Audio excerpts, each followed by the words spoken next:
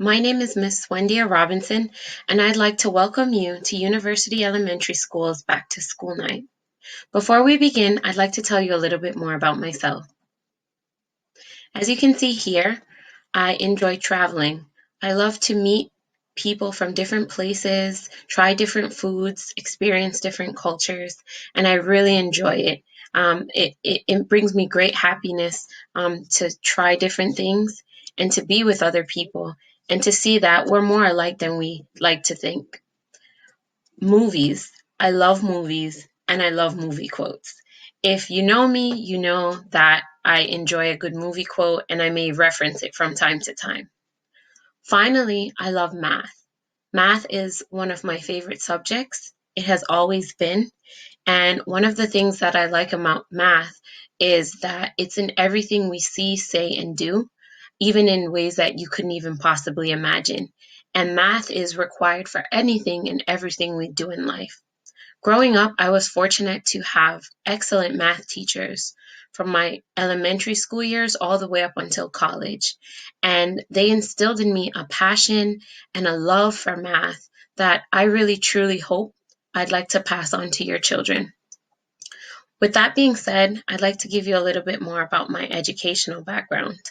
I have been a teacher for about 7 years. I have taught older students in the grades 11 and 12, and I've been here at University Elementary School for about 4 years. 2 of those years I taught second grade, and this will be my third year teaching fifth grade math and science.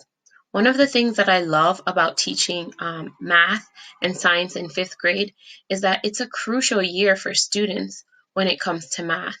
A lot of students feel that, oh, I'm not good at math, I don't like it, I hate it, I don't want to do it. But it's because they may not understand something. And that one little misunderstanding in math, especially in this grade, it can follow them for the rest of their life. And someone who could be good at math, it stifles that. And so I enjoy teaching fifth grade mathematics because this is the year that helps determine how well students do in math. And just like how my teachers were able to give me a solid foundation in learning math and the sciences to become anything that I wish to become, I'd like to do that for your child as well. To start off, here's our daily school schedule at University Elementary School from Monday to Friday. If you notice, Wednesdays will be live recorded sessions. The course outline. What can you expect from math this year? Well, for one, we'll be focusing on extending knowledge of place value, addition, subtraction, multiplication, and division. Again, as I said, it's an extension of knowledge. So these are the skills your child will need going forward, whether it's taking Algebra 2 in high school or pre-calc or calculus later on down the road. These are crucial skills that they will need going forward in mathematics. We'll also be applying the 8 standard math practices and applying real-world problem-solving skills. About 4 to 5 problems are assigned per lesson per day. So we visit one topic a week. For instance, finding rounding decimals and fractions. And then we explore that lesson in deeper detail throughout the week. We have a quiz once a week, which is normally on a Wednesday. A test every other week. So normally the quiz that I'll assign, it's something that we covered on Monday and Tuesday, and it's a quick check. Our daily math routine. So what would my classroom look like? Well, we log on for our live lesson at 8:45 a.m. if you're a part of my homeroom, and at 11:45 a.m. if you're with Miss Foster's homeroom. We begin with a solve and share, and what that does is it allows me to see where students are in their processing skills for the topic that we'll be discussing that day. Maybe they know more than they think they know, and I can offer some more advanced topics on the lesson, or maybe I need to go back a step and review something else before we begin the lesson. And it also gives me insight into how they decide to solve a problem and their thought process, and to correct any misconceptions we have before continuing with the lesson. Next, I'll play a lesson video that's embedded in the Savvas software, and then we'll do a problem together. Finally, students will be assigned independent work through Savvas, which will be no more than 4 or 5 problems. Sometimes I may assign more, and that is because I want to build your child's fluency. So I want them to become comfortable with seeing numbers and problems and making connections and really digging deeper, as this is going to be a vital skill for them as they continue on in their math journey. And then finally, our lesson ends with an exit ticket. And that's just to wrap up to see what they know and what they've learned. Sometimes I will often use the exit ticket as part of our attendance. Now, the course materials for math and science is Savvas, formerly known as Pearson Realize, and we'll also be using iReady. Within Savvas, you have the Envision Math 2020, which is very interactive and it's very helpful for what we'll be doing this year with virtual learning. There's also our science textbook, which is also a virtual edition as well. For your child, they'll need a notebook, a pencil, and headphones. Now, why do I say you need a notebook, even though we're virtual and everything is online? Well, it's good to have notes so that while I'm doing the lesson, your child can write down an example that we've learned in class, or write down a question that they may have about the lesson so that we can have a conversation about it and that they can refer back to those notes if they need help. Our science course outline. So in science, we'll be using the next generation science standards. Now, this is a push from the traditional scientific method. And what's really, really wonderful about this is that it encompasses all branches of science and techniques that you would need to become a true scientist, engineer, mathematician, or any other area of expertise in the field of STEM.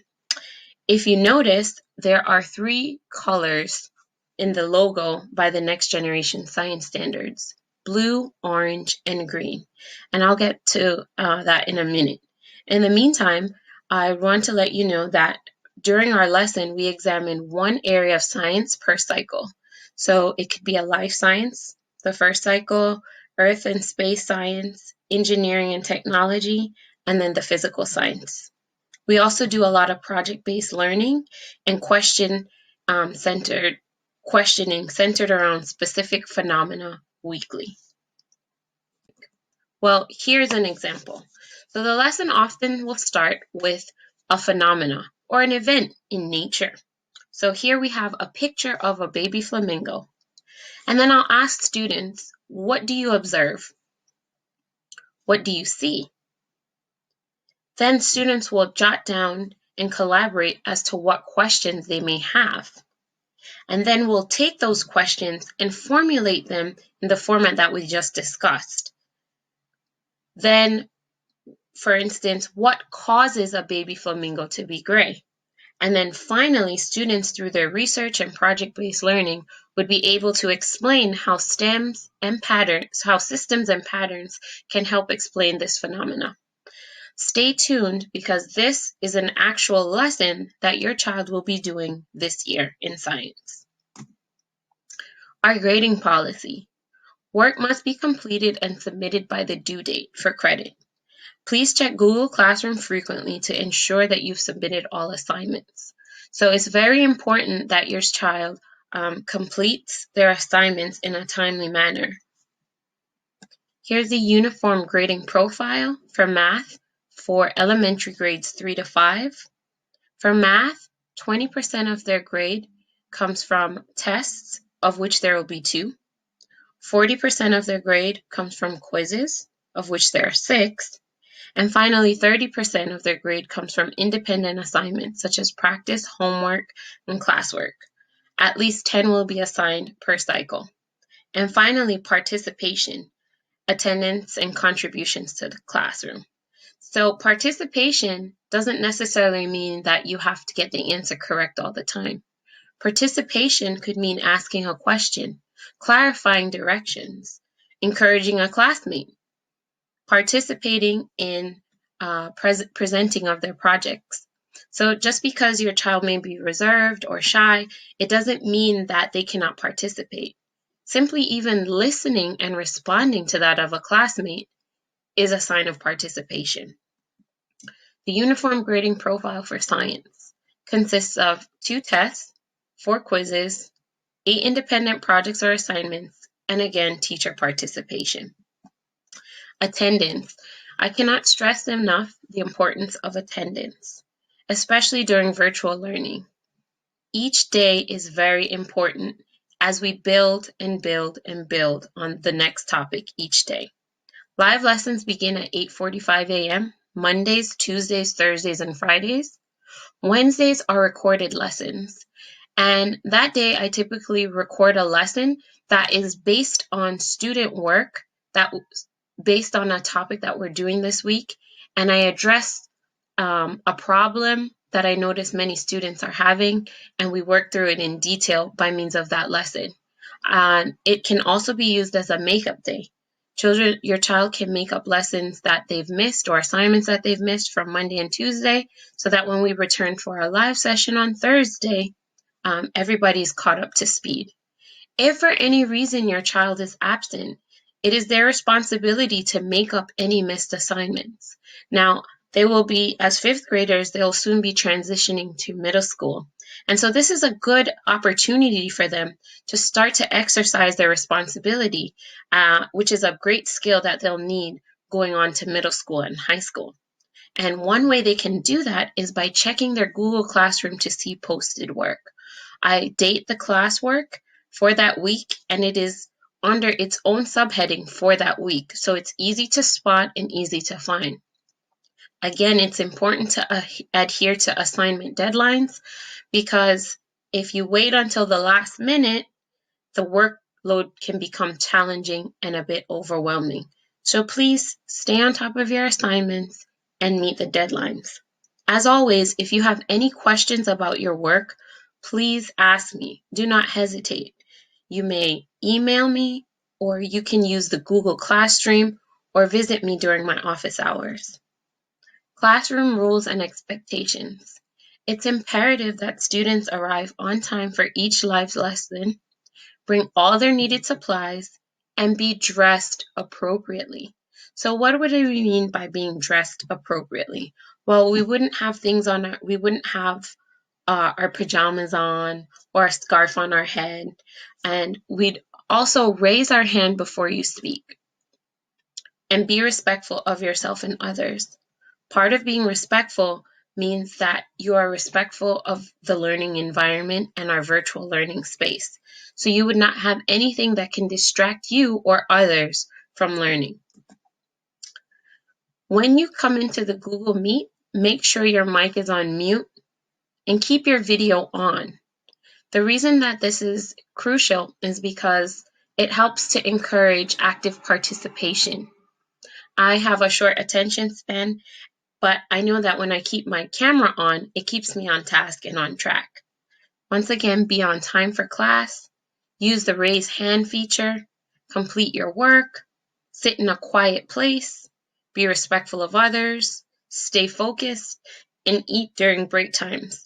So I often give students several breaks throughout the lesson in order that they can maybe get a refreshment, go to the bathroom, things like that. Students know that when they need to use the restroom, their camera is off and their mic is off. When they return, they turn their camera on and the mic is off. This eliminates the need to ask me, Ms. Robinson, may I go to the restroom? May I go to the drink of water? May I go do this? Once I know your camera's off, I know that you went to take care of that and you come back in a timely manner. Behavior and policy. Beginning with rewards, I assign dojo points, praise, and a positive phone call home. So often students associate getting a phone call home with something being negative. That's the last thing that I want to do. I look for the best in people, and I try to see the best in others, especially my students. So if you receive a phone call from me or email, don't always assume that it's the worst. It could just be me telling you that your child did a great job and they were very successful in their learning that day. Consequences. If necessary, I often issue a verbal warning. I tell your child that's not appropriate, get on task. After 2 verbal warnings, your child may be put on a timeout in which they are removed from the classroom and they're allowed time to reflect, and then they can come back into our virtual space. After which we can talk about it and restore their place in our classroom so that this doesn't happen again. If for any reason that this does not work, I'll request a parent conference, a virtual parent conference with you. Normally, that's the last resort, as students often look forward to positive praise and dojo points. Tips to help your child. Ask your child to show you their Google Classwork page each day. If you look on their Google Classwork page, anything in blue means that they haven't completed it and turned in the assignment. However, if it's gray, that means they've completed it. And by completed, it means not just turning in a blank sheet, but actually submitting the work. Encourage them not to give up and to take a break if they need to. It is very hard to sit in front of a computer screen all day, especially during this pandemic. So tell them not to give up. Take a break. Turn off the computer, do something fun for 5 to 10 minutes, maybe 15 minutes, and then come back to it. These things encourage your child to stay focused and to stay motivated. Take notes during classroom instruction. Ask questions when you don't understand. My mom always said the only silly question is a question that you didn't ask. So there's no such thing as a silly question in my classroom or a stupid question, because if it's important to you, it's important to me, and others can benefit as well. So please don't hesitate to ask me a question, even if you think I've answered it 1,000 times. Raise your hand. I look forward to hearing from you. And finally, encourage your child to meet with me during office hours. This is a time that I usually use to help students with their classwork, address any misconceptions from the lesson that day, or even get more insight and clarification into an assignment. Technology and help. Although I'll try my best to help you with any technological issues that you may have, if I cannot help you resolve your issue, I'd like to refer you to the technology team for further assistance. And they're available from 8:30 a.m. to 3 p.m. daily, Monday to Friday, as well as listed resources such as special services and the language translation. So you can call any of these numbers to receive help from them. Parent resources.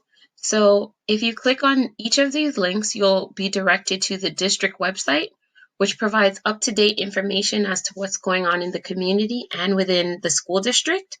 You can also click specifically here for the school website to see what new things are going on at University Elementary. And finally, if you have not already done so, you can click on your child's homeroom class to be admitted to our class dojo so that we can communicate with one another. And finally, the final link is for additional parent support. Distance learning, office hours, and contact information. So my office hours are Monday to Friday from 1:10 p.m. to 2 p.m. You may email me at any time at wyrobinson@irvington.k12.nj.us. Please feel free to reach out to me if you have any questions. I really look forward to hearing from you and working together with you, because together we can help your child succeed and learn. And I can't do this without your help. So thank you so much for listening to our virtual back to school night presentation. I look forward to seeing you and hearing from you, and look forward to a wonderful partnership for the 2020-21 school year. Before you exit, please complete this survey, as it'll help us get to know one another better and for me to address any concerns that you have in a prompt and direct manner. Again, it was wonderful speaking with you. Have a great evening.